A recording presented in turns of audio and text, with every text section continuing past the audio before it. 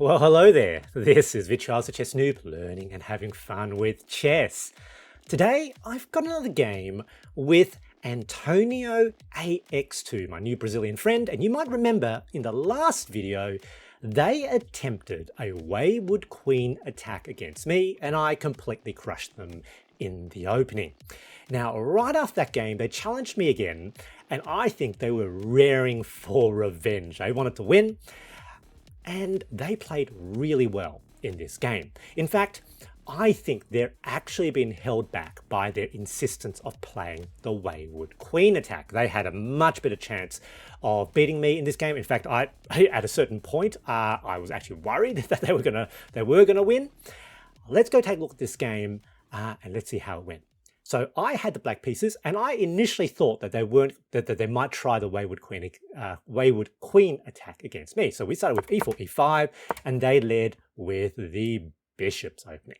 Now against the bishop's opening, I usually always play knight c6. That's the queen's knight, because if they do attempt a scholar's mate, well, firstly, it's already defended, and we've got the immediate g6. However, this also invites them to transpose back into an Italian, which is actually their best move in this position. And if they try to play anything else, it actually kind of stops some of the trickiness and some of the trappiness out of the bishop's opening. Now, it's quite interesting. Bishop's opening was actually the recommended opening rather than the Italian by 18th century French prodigy Philidor of Philidor's defense. So he was very keen on the bishop's opening. Here, they decided to play c3. So didn't want to commit to the Italian game right away. Against this, two knights. Second knight, here we go. Still trying to not develop the other knight. That's fine. I now develop my bishop. Here, I've got an opportunity. Take the full center. You know, taking the full center with pawns is always generally good in an e4, e5 game if you've got the opportunity. However, I thought, look, let's see whether I can get an immediate sort of attack on that f-pawn. Finally, they develop the knight, and here we've transposed back into an Italian game. In fact, this is the Giuoco Pianissimo variation, a very quiet game. All right, so I decide here now to actually strike in the center. So this is actually an inaccuracy. And the reason why this is an inaccuracy is that they can take this way, and then if I capture back, with them having moved c3, the c-pawn, they can bring the queen along that light square diagonal. So the immediate d5 here in this setup is actually an inaccuracy. However, I was keen to just try to break open the center. I suspected they weren't going to see that anyway, and I was right. So if you sort of just trade down, so here they probably should have done with the pawn first, but bishop, that's fine. Captures, queen out in the center, and in this position, black is ahead. What does Stockfish say? Yeah, somewhere almost -2 actually. So black is quite good here. Better development, potentially can castle kingside right away, and you know it's not so good for white. So you need to be careful when you're playing the Giuoco Pianissimo. All right, short castles. I now develop the bishop, and I'm actually thinking I might just trade down here and damage white's kingside defenses, given that they've also already castled. They now strike out with the b pawn to b4. I wasn't entirely sure what to do. I kind of knew that was bad, but I couldn't quite work out sort of in the context of the game, playing fairly quickly, what I should do. So I thought maybe I could take, but then I kind of chickened out a bit. That's a little bit like sometimes when you get a little bit ahead, you suddenly feel like, oh, maybe I shouldn't play so aggressively. But here I can actually just take with the knight, basically because if they try to take with the pawn, bishop now, no, not bishop right away, captures, that damages their kingside structure, and now bishop to d4 with attack on the rook. The rook is trapped, so pretty much they're going to have to bring out their knight and take, and now they can move the rook. And so effectively, I'm not losing the knight to that pawn. I actually get the knight back. So that was potentially available, but in this position, I kind of chickened out, and so I just decided to move the bishop. So here, I played bishop back to d6, thinking maybe in the future there's some sort of attack there. That's what I was thinking. That was, however, a mistake. However, white makes a mistake right back. And in this place, I thought, look, I think I'm a bit ahead. I'm just going to whack that knight. So captures, captures, captures, captures, as you can see. So we now each have a knight and bishop each, but white has that semi-open g-file. King is a little bit exposed. My king, nice and safe, can castle either side. So I thought here, I could probably beat, white in the middle game. They are sort of rated just under 900. I'm almost 1300. That's what I was thinking. Maybe a little bit arrogant. Should play a little bit more, safely. But that's what I was thinking. All right. I castle long, thinking, there's an opportunity to, push these pawns forward for the attack. Knight, yeah, sure. 2 squares. So intervening, that sort of potentially blocks the knight's advance. That is automatically a mistake, simply because I can block with a pawn. That's a good sort of a good chain of pawns, and winning tempo again. So here we go, f6, and here white's best response is actually to realize there's no life going this way. The bishop's going to get trapped. Probably, in fact, should bring the bishop all the way back. One of the cognitive biases we spoke about in the last game is this notion of sunk cost fallacy. Very important to note that about yourself. Potentially can use it for the opponent. The sunk cost is they've already moved the bishop out and they don't want to undevelop it, even when it's likely to be the best move. White is thinking there's some attack there to the rook, and so they're going to push the bishop that way. That's a mistake. You can probably see the mistake. Already talked about it. Trapping the bishop. g5. Bishop now here. h5. Looking to trap the bishop. So here they make a move, and here pushing the bishop back again. And the thing with the bishop here, and now, it's perfectly safe, that bishop. There's nothing I can really do about it. But this bishop is now basically locked out of the game.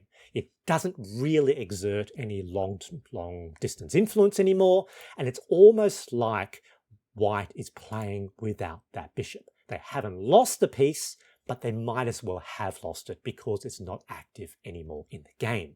So, potentially trapping your opponent's pieces like this, it can be a very, very powerful thing.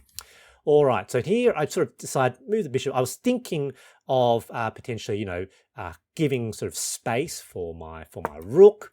Here they do that move as well. Now this is a mistake. The best move here actually, and possibly even from the move before, was actually to play a5. And the idea here is that that pawn, white's b pawn, is pinned to the knight. So placing pressure on the pinned piece is usually a good thing. However, I didn't see that in the game. I just simply didn't see it. And I was thinking here, maybe I can double up on the d file. It's perfectly fine, but they can copy that and it's fine. So here I did see that. And in this position, I should straight up take the knight. However, I was concerned that with their pawn coming here, I'm going to have a problem. I didn't like the look of that. Stockfish actually thinks that that is not a problem. And in fact, taking the knight, giving some space advantage was potentially better. But however, in this position, I actually moved my knight backwards with an attack. There we go. Takes, and that wasn't actually the best move. It allows infiltration of their knight, and at this moment white's knight is by far their most active piece. So I'm doing perfectly fine here. So I think at high depth it's about -2, -2.5. At lower depth you can see Stockfish thinks that black isn't so far ahead. This knight is potentially very, very powerful though. Here apparently that was a mistake, cracking that open. So again, placing pressure on the pinned piece was best for white. Here I decided to move my knight out, attack, that's fine, move. And here there is a bit of an issue. And here I sort of had a long think about what to do. So obviously this comes with check, have to move the king. What am I going to do? And I eventually decided to move my king here. And almost immediately after making that move, I realized that this was a mistake. It was a mistake because white now can just straight up take that, they just straight up win that piece, win that pawn, also with a chained attack on the rook as well. It's kind of annoying. And I realized that with their very, very active knight, I probably should just whack it. That in fact, it's better to take that knight. It's their most active piece. They lose it. They have to capture back this way. They're going to end up with doubled d pawns, and that is probably better for me. So at this point, I was sensitized to, that's probably what I should have done. I was expecting that they were going to capture my b pawn, so I was very happy when they didn't do that. I think they were sort of looking at my knight, potentially sort of having an attack there as well. So they played a king move. That's a fine move. This did give me the opportunity to move this way, to move my king here, defending the b pawn, and also opening up that d file with an attack on the knight. And I thought I probably should take the knight. As expected, they moved one of their rooks to have sort of a double attack here. Expect that was going to happen. So here, I was going to sacrifice the rook. Well, trade the rook for the knight. Very pleased when I sort of analysed the game afterwards to see that Stockfish called this a brilliant move. Very, very happy to see. Always happy with brilliancies. I think, this brilliancy, it's not hard to see. It's pretty obvious. So captures. Now capture with the rook. They give a check. And here I saw this is a very, very nice pawn bunker.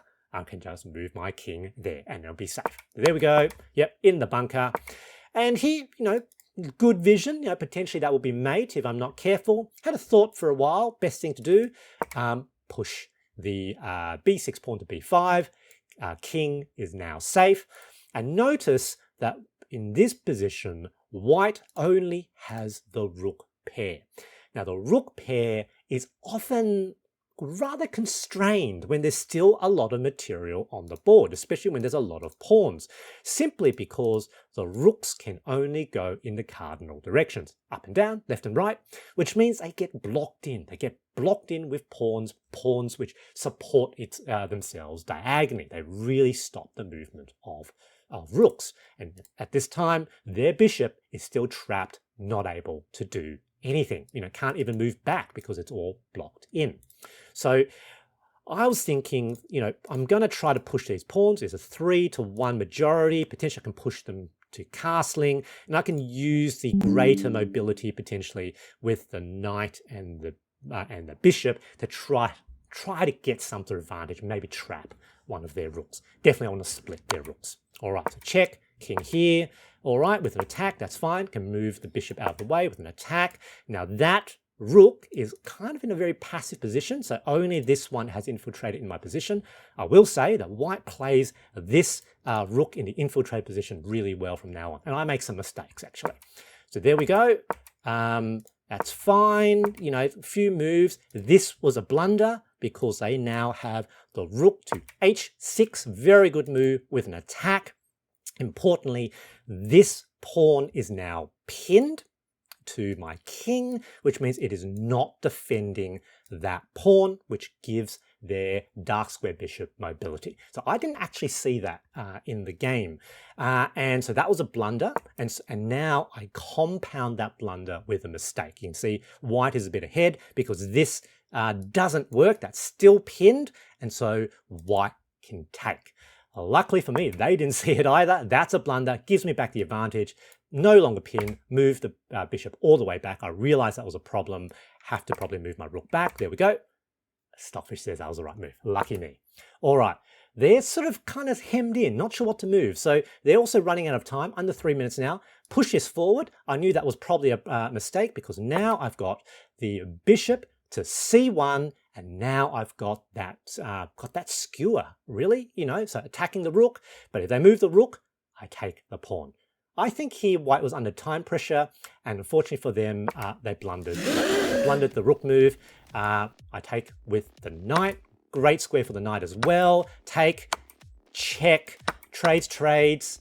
They take this way, and I think here white realized jig was up, time to end, so good game, GG.